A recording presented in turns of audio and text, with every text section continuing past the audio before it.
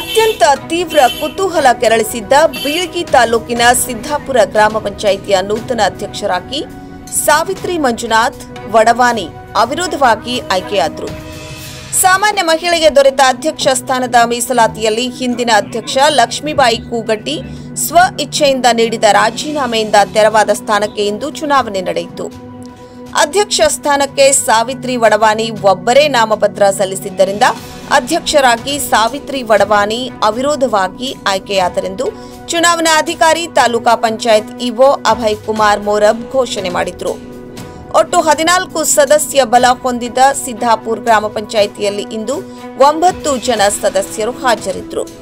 ಸಾವಿತ್ರಿ ವಡವಾನಿಯ ಅಧ್ಯಕ್ಷ ಸ್ಥಾನವನ್ನು ಚುನಾವಣಾ ಅಧಿಕಾರಿ ಅಭಯ್ ಕುಮಾರ್ ಮೋರಬ್ ಘೋಷಿಸುತ್ತಿದ್ದಂತೆ ಕಾಂಗ್ರೆಸ್ ಪಕ್ಷದ ಕಾರ್ಯಕರ್ತರು ಗುಲಾಲು ಎರಚಿ ಸಿಹಿ ಹಂಚಿ ಪಟಾಕಿ ಸಿಡಿಸಿ ಸಂಭ್ರಮಾಚರಣೆ ಮಾಡಿದ್ರು.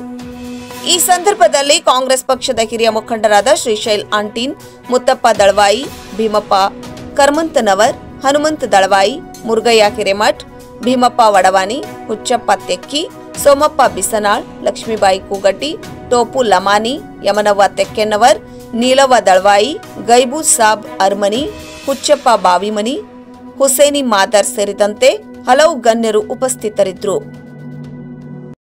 ಆದೇಶದಂತೆ ಇವತ್ತು ನಾವು ಸಿದ್ದಾಪುರ ಗ್ರಾಮ ಪಂಚಾಯತಿಯ ಅಧ್ಯಕ್ಷ ಸ್ಥಾನಕ್ಕೆ ಚುನಾವಣೆಯನ್ನು ನಡೆಸ್ತಾ ಇದ್ದೇವೆ.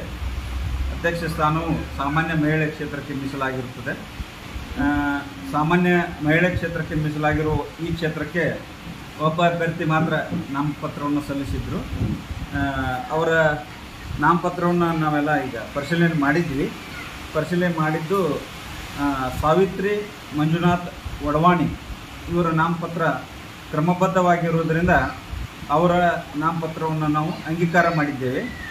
ಅಂಗೀಕಾರ ಮಾಡಿದ ನಂತರ ನಾಮಪತ್ರ ಹಿಂಪಡೆಯುವ ಸಮಯದವರೆಗೆ ನಾವು ಕಾಯ್ದಿದ್ವಿ. ಈಗ ಯಾರೂ ನಾಮಪತ್ರವನ್ನು ಹಿಂಪಡೆದಿಲ್ಲ.